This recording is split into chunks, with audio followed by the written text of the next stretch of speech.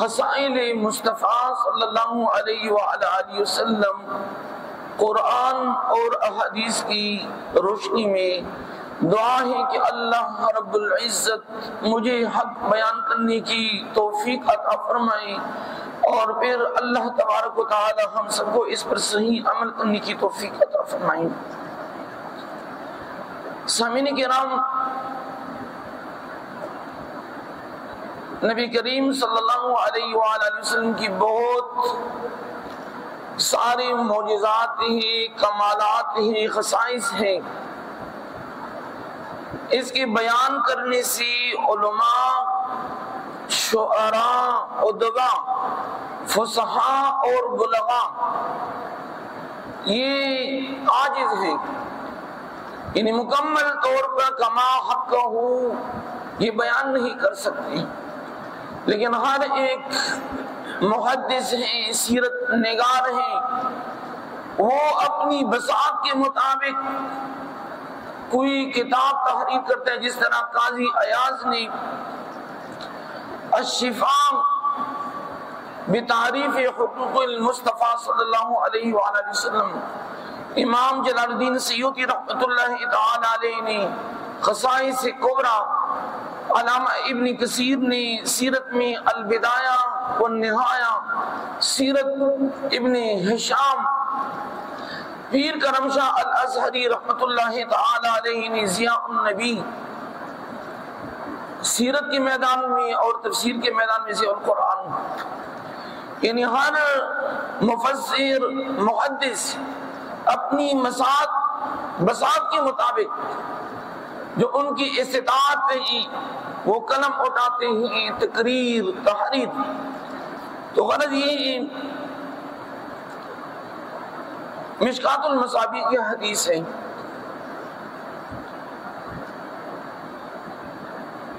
اور حدیث سے پہلے چونکہ ہم نے قرآن سے اللہ تبارک و تعالیٰ فرماتے ہیں قُلْ إِنِ اجْتَمَعَتِ الْإِنسُ وَالْجِنُّ عَلَىٰ أَن يَأْتُوا بِمِثْلِ هَٰذَا الْقُرْآنِ لَا يَأْتُونَ بِمِثْلِهِ وَلَوْ كَانَ بَعْضُهُمْ لِبَعْضٍ ظَهِيرًا۔ اللہ تبارک و تعالیٰ نے نبی کریم صلی اللہ علیہ وآلہ وسلم کو خاص معجزہ جو عطا کیا وہ قرآن عظیم الشان کی صورت میں، یعنی سورۃ الفاتحہ سے لے کر والناس تک کا جو معجزہ ہے، یہ معجزہ قیامت تک جاری اور ساری رہے گا، اور مشرکین مکہ کے بڑے شعراء، فصحاء، بلغاء، ادباء کہ اللہ نے چیلنج فرمایا سورۃ الاسراء میں پارہ نمبر 15 میں کہ اے میرے حبیب محمد مصطفیٰ صلی اللہ علیہ وآلہ وسلم، اگر یہ لوگ یہ دعویٰ کرتے ہیں کہ قرآن یہ محمد عربی صلی اللہ علیہ وسلم کا بنایا ہوا کلام ہے، یہ محمد صلی اللہ علیہ وسلم اپنی طرف سے قرآن پڑھتا ہے اور پھر لوگوں کو کہتے ہیں کہ یہ اللہ کا کلام ہے، تو ان کو چیلنج دیجئے، قل، اے میرے محبوب فرما دیجئے امت کو، لَإِنِ اجْتَمَعَتِ الْإِنسُ وَالْجِنُّ، اگر تمام مخلوق، اس میں مسلمان ہیں، ہندو ہیں، عیسائی ہیں، سکھ ہیں، ہندوازم ہیں، گوتم بدھ ہیں، چائنا جو نا کنفیوشنزم ہیں، جاپان میں شینٹوازم ہیں، یعنی تمام مخلوق، انسان اور جنات، یہ کروڑوں کربوں اگر آپس میں مل جائیں، قَالَا أَن يَأْتُوا بِمِثْلِ هَٰذَا الْقُرْآنِ لَا يَأْتُونَ بِمِثْلِهِ وَلَوْ كَانَ بَعْضُهُمْ لِبَعْضٍ ظَهِيرًا، اگر تمام انسان ایک دوسرے کی مددگار بن جائیں، دنیا کی جو کمپیوٹر ہیں، جو سافٹ ویئر ہیں، تمام چیزیں ہیں، یہ ایک ساتھ جمع کریں، قرآن کی مثل جو ہے ایک حرف تک بھی نہیں لا سکتے، چونکہ مشرکین مکہ کا یہ دعویٰ تھا کہ نعوذ باللہ من ذالک یہ قرآن محمد مصطفیٰ صلی اللہ علیہ وسلم کا خود جو ہے نا گھڑا ہوا اور بنایا ہوا کلام، یہ اللہ کا کلام نہیں ہے۔ تو پھر اِنَّا أَعْطَيْنَاكَ الْكَوْثَرَ، میں نے کہا اِنَّا أَعْطَيْنَاكَ الْكَوْثَرَ کی مثل لے کر آئیں۔ ایک جگہ سورۃ البقرہ میں فَأْتُوا بِسُورَةٍ مِّن مِّثْلِهِ وَادْعُوا شُهَدَاءَكُم مِّن دُونِ اللَّهِ إِن كُنتُمْ صَادِقِينَ، میں نے کہا ایک سورت، کوئی بھی سورت لے کر آئے قرآن عظیم شان، قرآن عظیم شان کی 114 سورتوں میں سے کوئی ایک سورت بھی قرآن کی مثل لے کر آئے بنائیں۔ اللہ نے فرمایا فَإِن لَّمْ تَفْعَلُوا وَلَن تَفْعَلُوا، فرمایا کہ ہرگز یہ کام نہیں کر سکتے۔ اور پارہ نمبر 12 میں قُلْ فَأْتُوا بِعَشْرِ سُوَرٍ میں 10 آیتیں لے کر آئیں۔ اور سورۃ بنی اسرائیل میں فرمایا کہ اگر جن اور انس تمام کے تمام آپس میں جمع ہو جائیں، ایک دوسرے کی مدد بھی کریں، فرمایا کہ قرآن عظیم شان کی طرح کوئی بھی ایک سورت، ایک آیت نہیں لا سکتے۔ اس کا مقصد اور غرض یہ ہے کہ قرآن عظیم شان یہ نبی آخر زمان محمد مصطفیٰ صلی اللہ علیہ وسلم کا جاری جو ہے معجزہ ہے، اور یہ قیامت تک جاری اور ساری رہے گا۔ اور قرآن عظیم شان واحد کتاب ہے، 1446 سال ہو چکے ہیں، زبر زیر پیش مد شد اخفاء اظہار ادغام اقلاب کی ان غلطیوں سے پاک ہیں۔ ہم جب آگے غلطی کرتے ہیں، خطا ایک زبر زیر میں، محمد عربی صلی اللہ علیہ وسلم کی امت کا چھوٹا سا حافظ قرآن ہوتا ہے، عمر سے کم ہوتا ہے، لیکن وہ ہمیں آگے جو ہے نا بتاتے ہیں بعد میں کہ مفتی صاحب آپ نے یہاں پر جو ہے نا زیر کی مسٹیک کی۔ یہ قرآن کا معجزہ ہی ہے، اور نبی آخر زمان محمد مصطفیٰ خاتم النبیین صلی اللہ علیہ وآلہ وسلم کا جاری اور ساری معجزہ ہے۔ یہ پہلی خاصیت ہے۔ اور مشکات المصابیح کی حدیث ہے، ان علی رضی اللہ تعالی عنہ قال كنت مع النبي صلی اللہ علیہ وسلم بمکہ، حضرت علی رضی اللہ تعالی عنہ فرماتے ہیں کہ ہم نبی علیہ السلام کے ساتھ مکہ المکرمہ میں تھے، فخرجنا فی بعض نواحیها، ہم مکہ المکرمہ میں باہر نکل گئے نبی علیہ السلام کی قیادت معیت میں، فما استقبله جبل ولا شجر الا وهو يقول السلام عليك يا رسول اللہ، جس پہاڑ سے نبی علیہ السلام کی گزر ہوتی، پہاڑ کہتے ہیں السلام علیک یا رسول اللہ، درخت سے جب نبی علیہ السلام تشریف فرما ہوتے درخت کہتے ہیں السلام علیک یا رسول اللہ۔ اور امام مسلم نے روایت کی، نبی علیہ السلام نے فرمایا کہ نبوت سے قبل مکہ المکرمہ میں ایک پتھر ہے، فرمایا انی لا اعرف حجرا بمکہ کان یسلم علی قبل ان ابعث وانی لا اعرفه الان، اخرجہ مسلم۔ فرمایا کہ اعلان نبوت سے قبل مکہ المکرمہ میں ایک پتھر ہے، جب بھی میں ان کے ساتھ گزرتا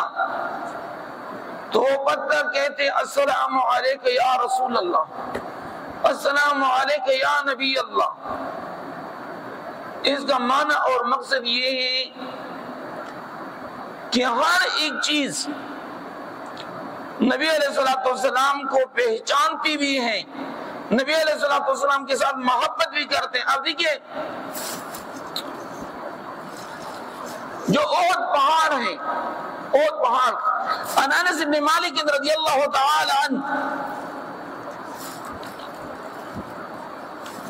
عن النبي صلی اللہ علیہ وسلم قال جبل احد يحبنا ونحبه. نبی علیہ السلام نے فرمایا کہ احد جو ہے یہ پہاڑ ہے، ایک پتھر ہے، لیکن اس میں کمال کیے. فرمائے یحبنا، احد کی پہاڑ ہم سے محبت کرتے ہیں، ونحبه، اور ہم احد سے محبت کرتے ہیں. اور فرمایا وہ من جبال الجنہ، احد جو ہے یہ جنت کی پہاڑوں میں سے ایک پہاڑ ہے. احد کی پہاڑ یہ نبی علیہ السلام کی محبت میں جنت میں جائے گا. اور قاضی عیاض نے شفا شریف میں لکھا ہے کہ مسجد نبوی کے اندر نبی علیہ السلام کھجور کی خشک تنی کے ساتھ ٹیک لگا کے نبی علیہ السلام خطبہ ارشاد فرماتے. ایک عورت نے آ کر عرض کی کہ یا رسول اللہ صلی اللہ علیہ وسلم میں چاہتی ہوں کہ میں آپ کے لیے ایک نیا ممبر تیار کراؤں. نبی علیہ السلام نے فرمایا کہ آپ کی مرضی، اگر آپ ممبر جو ہے ہدیہ کرنا چاہتی ہوں تو آپ کو اجازت ہے. جب ممبر تیار ہو گئی، عبداللہ ابن مسعود رضی اللہ تعالی عنہ فرماتے ہیں کہ جس وقت نبی علیہ السلام نئے ممبر پر جلوہ افروز ہو گئے، مسجد نبوی کے اندر اس خشک تنی کی جو چیخ و پکار، ان کی جو رونا ہے، ان کی جو سسکیاں ہیں، مسجد نبوی کے اندر ہم نے سنی.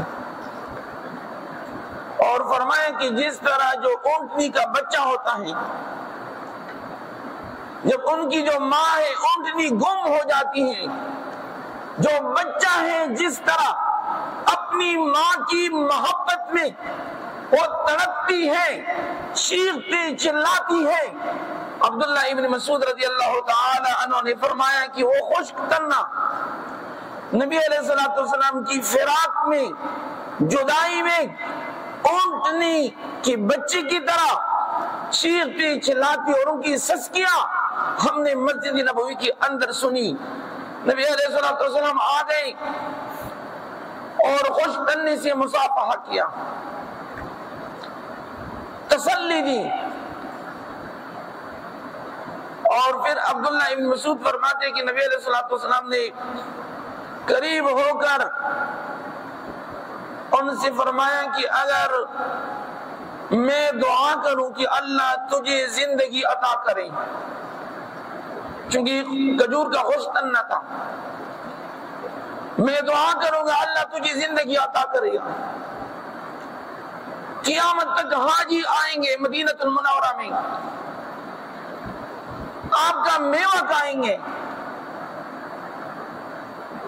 یہ آپ کو پسند ہے یا نبی علیہ السلام کی معیت پسند ہے جنت میں؟ اس خوش تنی نے جواب دیا کہ اللہ کے حبیب، نہ مجھے زندگی چاہیے، نہ مجھے میوہ چاہیے،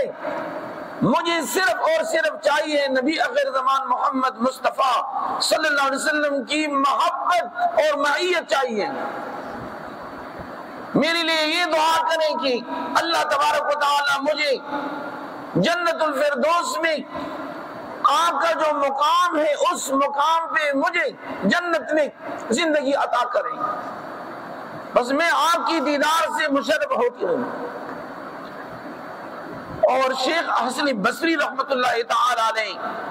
بصرہ میں جب یہ حدیث بیان کرتے، تقریر کرتے تو زار و قطار روتے. یعنی اللہ کے بندو، یعنی خوش تننے کے اندر اتنی محبت تھی کہ نبی علیہ السلام کی فراق میں چیختی چلاتی، سسکیاں لیتی، مسجد نبوی کے اندر گونج اٹھتی. فرمایا کہ نبی علیہ الصلوۃ والسلام سے محبت کرو، حقیقی محبت کرو۔ یہ نبی علیہ الصلوۃ والسلام کی خاصیات میں سے ہیں۔ اور دیکھیں عام دنیا کے اندر کتنے درخت ہیں، لیکن درختوں میں جن درختوں نے نبی علیہ الصلوۃ والسلام کے ساتھ محبت کا اظہار کیا ہے، اللہ تبارک و تعالی نے ان کا تاریخ، اب دیکھیے انوار مدینہ کے ممبر کے اوپر 1446 سال پہلے کا جو واقعہ ہے، انہوں نے نبی علیہ الصلوۃ والسلام کے بعد حقیقی محبت کا اظہار کیا۔ 1446 سال بعد بھی حقیقی محبت کو یاد کیا جاتا ہے، اور یہ ہمارے لیے ایک جائے عبرت ہے، یہ جائے نصیحت ہے کہ ہم نے زندگی کے کتنے سال گزارے، ہم نے کبھی نبی علیہ الصلوۃ والسلام کی محبت میں درود شریف کی کثرت بھی کی ہے؟ کیا فنگانہ نماز کے بعد ہم نبی علیہ الصلوۃ والسلام اور تمام محدثین نے قلم اٹھایا ہے، سب نے لکھا ہے کہ نبی علیہ الصلوۃ والسلام کی محبت کی علامت یہ ہے کہ جو بندہ یہ دعویٰ کرتے ہیں کہ میں اپنے حبیب کے ساتھ محبت کرتا ہوں، اس کی دلیل یہ ہے کہ وہ زیادہ کثرت سے نبی علیہ الصلوۃ والسلام پہ درود شریف پڑھے گا۔ تو ہم سب نے اپنی گریبانوں میں جان کر غور کرنا ہے، اور یہ دنیا فانی ہے۔ نبی آخر زمان محمد مصطفیٰ صلی اللہ علیہ وسلم 63 سال بعد بالآخر اللہ تبارک و تعالیٰ کی دربار میں جلوہ افروز ہو گئے۔ 1,24,000 کا مبشر انبیاء، تو یہ نبی علیہ الصلوۃ والسلام کی خاصیات میں سے ہیں۔ اور تمام سیرت نگار نے لکھا ہے نبی علیہ الصلوۃ والسلام کی عمر مبارک جب 12 سال کی ہوئی، ابو طالب صاحب یہ شام کے سفر پہ روانہ ہو گئے، اور نبی علیہ الصلوۃ والسلام کو ساتھ لے کر گئے۔ جب شام کا شہر ہے بصرہ، ایک جو کوفہ بصرہ عراق میں ہے، ایک بصرہ جو ہے وہ شام میں ہے، شہر ہے۔ بصرہ کے مقام پہ بحیرہ راہب جو ہیں یہ پادری تھے اس وقت کے، بہت بڑے پادری، تورات و زبور کے انجیل کے عالم۔ بحیرہ راہب کے گرجے کے ساتھ جب یہ قافلہ گزر رہا تھا، بحیرہ راہب نے کیا دیکھا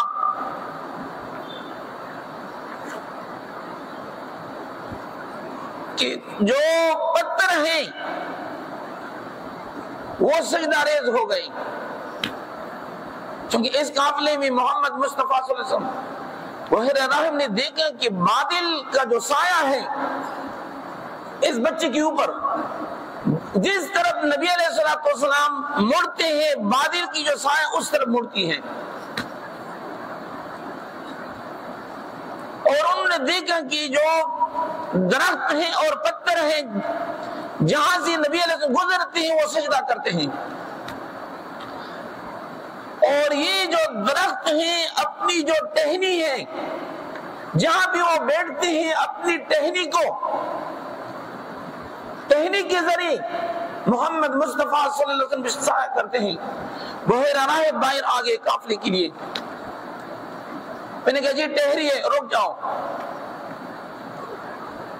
میری طرف سے تمام قافلے کو دعوت ہے۔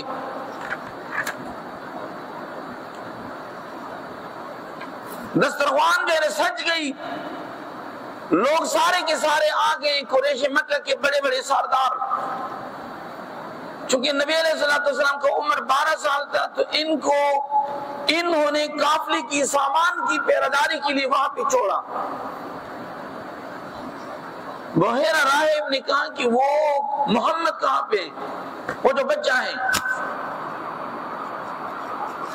ابو طالب صاحب نے بتایا کہ ان کو ہم نے قافلے کی پہراداری کے لیے جو سامان ہے ہمارے پاس بحیرہ راہب نے کہا کہ یہ جو دعوت ہے یہ اس بچے کے لیے میں نے کیا ہے، تو لہذا اگر آپ لوگوں کی مہربانی ہوگی اس بچے کو لے آئیں۔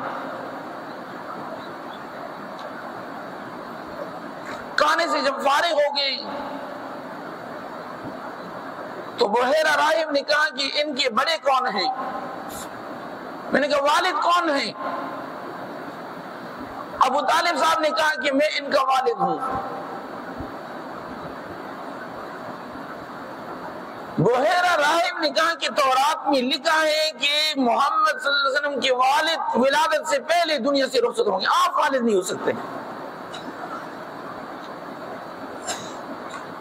تو انہوں نے کہا جی بالکل، میں ان کا جو چچا ہوں۔ آپ نے جو تورات کا حوالہ دیا، اب دیکھیے ابو طالب نے، لوگ کہتے ہیں کہ میں ان کا والد ہوں، چچا تایا کو بھی والد ابو کہتے ہیں، لیکن اب تورات کے حوالے کو دیکھ لیں، پادری نے کہا کہ جی آپ ان کے والد نہیں ہو سکتے۔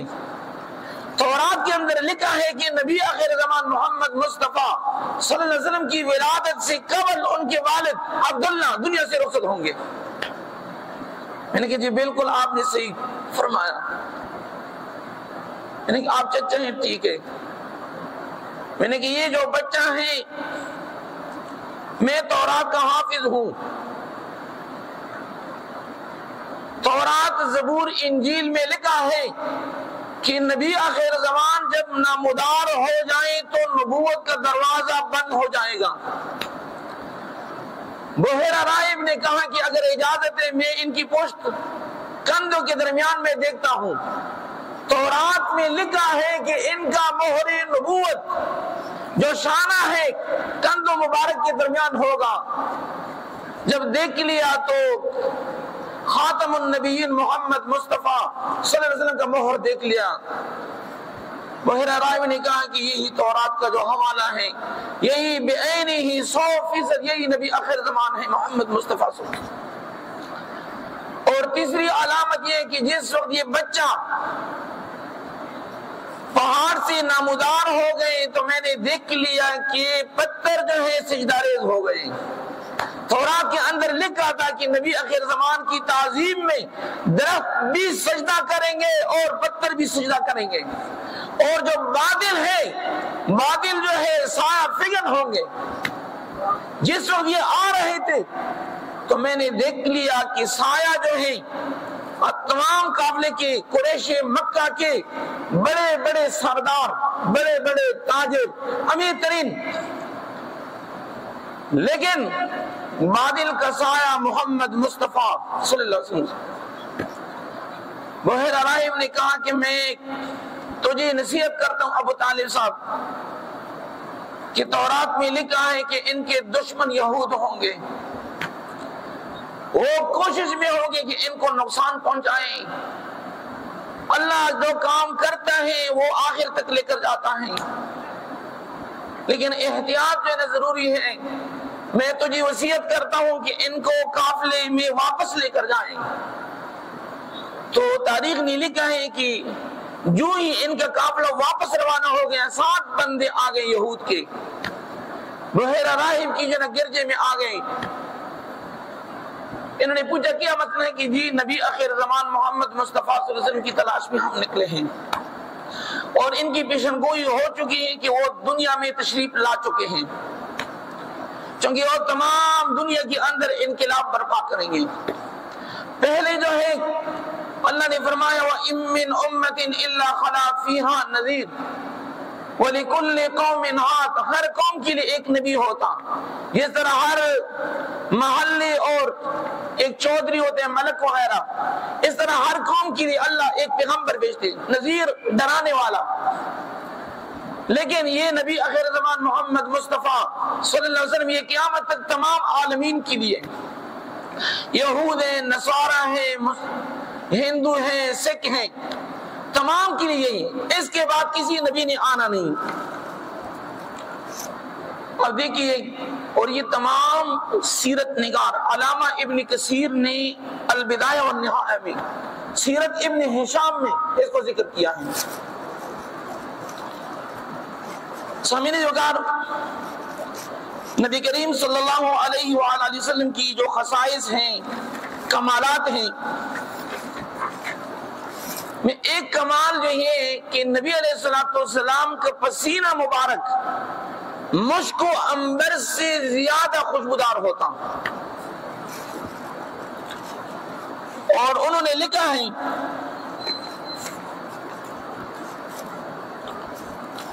شیخ عبدالحق محدث دہلوی رحمۃ اللہ تعالی علیہ نے ایک گھر والوں کی جو نا بچی کی نکاح تھی، تو گھر والوں نے کہا کہ یار ہم جو نا خوشبو کہاں سے تلاش کریں گے؟ وہ آگے نبی کریم صلی اللہ علیہ وآلہ وسلم کی خدمت میں کہ اللہ کے حبیب ہم بھی خوشبو لے کر دیں، چونکہ بچی کی رخصتی کے وقت لوگ چاہتے ہیں، یہاں پر موجودہ باڈی سپرے وغیرہ ہوتے ہیں، لوگ اتنے ہی خوشبو ہیں، خوشبو تو نہیں ملا، لیکن سرکار دو عالم صلی اللہ علیہ وسلم نے اس شیشی میں اپنا پسینہ مبارک رکھ لیا اور پھر ان گھر والوں کے حوالہ کیا کہ آپ جس وقت اپنی بچی کو رخصت کر رہے ہو تو یہ خوشبو جو ہے نا اپنی بچی کو لگانا۔ شیخ عبدالحق محدث دہلوی رحمۃ اللہ علیہ نے لکھا ہے کہ جب گھر والوں نے وہ خوشبو اس بچی کے ساتھ مل لیا، تمام مدینہ المنورہ خوشبودار ہو گیا، یعنی ایک گھر نہیں کہ وہ گھر جو ہے نبی علیہ السلام کی پسینے سے۔ شیخ عبدالحق محدث دہلوی نے لکھا ہے کہ تمام مدینہ المنورہ نبی علیہ السلام کی خوشبو سے معطر اور منور ہو گیا، اور محدثین نے لکھا ہے کہ اس بچی کو عمر بھر خوشبو کی ضرورت نہیں پڑی، اور اس عورت کی اولاد میں، یعنی اولاد کی اولاد میں جو بچے پیدا ہوتے ہیں پیدائش کے ساتھ ہی وہ خوشبودار ہوتے ہیں۔ یہ نبی علیہ السلام کی پسینے کی برکات اور خصائل اور کمالات ہیں۔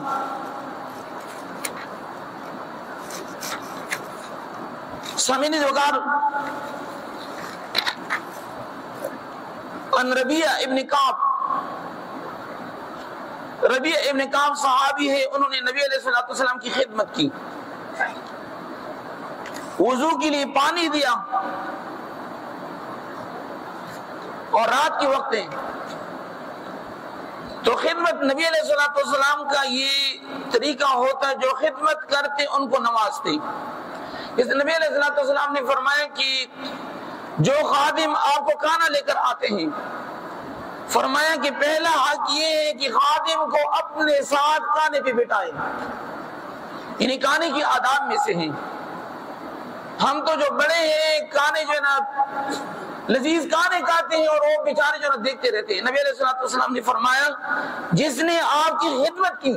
پہلا حق یہ ہے کہ خادم کو بھی اپنے دسترخوان پہ بٹھائیں، اگر خادم کو نہیں بٹھا سکتے لقمتن او لقمتین، ایک دو نوالے ان کو کڑے کڑے دیں کہ ان کی دلجوئی ہو جائیں۔ انہوں نے خدمت کی، نبی علیہ السلام نے فرمایا کہ سل، اے میرے صحابی مجھ سے سوال کر، جو آپ مانگیں گے اللہ آپ کو عطا کرے گا۔ صحابی نے فرمایا مرافقتک فی الجنہ، اے اللہ کے رسول میں آپ کی صحبت چاہتا ہوں جنت کے اندر۔ محدثین نے لکھا ہے کہ اگر ہمارے زمانے کے لوگ ہوتے تو وہ کہتے ہیں کہ میں اسلام آباد میں کوٹیاں مانگتا ہوں، ایک پلازا چاہتا ہوں، لینڈ کروزر، لیکن صحابی کہتے ہیں مرافقتک فی الجنہ، اللہ کے حبیب میں آپ کی صحبت چاہتا ہوں جنت کے اندر۔ نبی علیہ السلام نے فرمایا کہ سل، سل کا معنی مجھ سے سوال کر، مجھ سے مانگ۔ تو فرمایا کہ مرافقتک فی الجنہ 3 مرتبہ، یعنی صحابی تھے، نبی علیہ السلام کے شاگرد تھے۔ حضور علیہ السلام نے فرمایا ٹھیک ہے، اعنی علی کثرت السجود، اے میرے صحابی نماز کی پابندی کیا کرو۔ اگر آپ چاہتے ہو کہ میں محمد مصطفیٰ صلی اللہ علیہ وسلم کی موافقت اختیار کروں جنت میں، تو اس کے لیے لازمی یہ ہے بکثرت السجود، یعنی سجدوں کی کثرت کرو۔ معنی یہ ہے کہ نماز میں کوتاہی نہ کرو، پنجانہ نماز باجماعت ادا کرو۔ یہ نبی علیہ السلام کی اختیارات اللہ نے دیا تھا۔ صحابی کو کہا کہ آپ کا جو ہے سوال مکمل ہو گیا۔ تیسرے نمبر پہ سامعین کرام، چونکہ ٹائم بھی ہو چکا ہے، نبی علیہ السلام نے فرمایا کہ اللہ تبارک و تعالی نے مجھے 5 خصلتیں عطا کی ہیں جو کسی کو نہیں عطا کی، کسی نبی کو۔ فرمایا جہاد کا جو روح ہوتا ہے، جہاد موجودہ وقت میں تو ہم جو ہے نا یورپی یونین ہے، امریکہ ہے، ان سے ہم لرزتے ہیں، یہ سپر پاور ہے، ساتویں زمین کے نیچے ہو۔ مجاہد جو ہوتے ہیں اللہ کی راہ میں جہاد کرتے ہیں، 1 ماہ تک جو علاقہ ہوتا ہے اس کے اوپر مجاہدین کا روب ہوتا ہے، دبدبا۔ اب دیکھیے افغانستان کے طالبان بالآخر سپر پاور نے گھٹنے جو نہ ٹیک دیے اور جو ہے دوحہ میں مذاکرات کے لیے 20 سال بعد اگرچہ ہیں، لیکن اللہ نے ان کو ناکام کر دیا۔ یہ پہلی خاصیت ہے، یہ نبی علیہ السلام کی امت کی۔ دوسری جو خاصیت یہ ہے کہ پہلے یہود و نصارہ گرجے کے لیے جاتے، مثال کی طور اذان ہو جاتی ہے، اذان تو گرجے کے بغیر عبادت قبول نہیں ہوتی، خاص مقامات ہوتے۔ نبی علیہ السلام نے فرمایا جعلت لی الارض مسجدا و طہورا، اللہ تبارک و تعالی نے میرے لیے تمام زمین کو مسجد بنائی۔ اذان ہو جائے جہاں پر بھی آپ ہو، دفتر کے اندر ہو، روڈ کے اوپر ہو، آپ نماز ادا کریں۔ اور زمین کو پاک بنایا، اگر پانی نہیں ہے تیمم کی ضرورت ہو۔ یہ نبی علیہ السلام کی امت کی خاصیت ہے۔ اور میرے لیے غنائم کو حلال کیا گیا، اور فرمایا کہ پہلے وکان النبی یبعث الی قومہ، ہر گاؤں کے لیے نبی ہوتا۔ نبی علیہ السلام نے فرمایا وبعثت الی الناس کافہ، اللہ نے مجھے تمام مخلوق کے لیے نبی بنا کر بھیجا ہے۔ یہ دلیل ہے خاتم النبیین کی کہ میرے بعد کسی نبی نے نہیں آنا۔ نمبر 5 وأوتیت الشفاعۃ، اللہ نے مجھے شفاعت عطا کی۔ اللہ تبارک و تعالی ہم سب کو قرآن اور احادیث کی فہم عطا فرمائے۔ وما علی الا البلاغ۔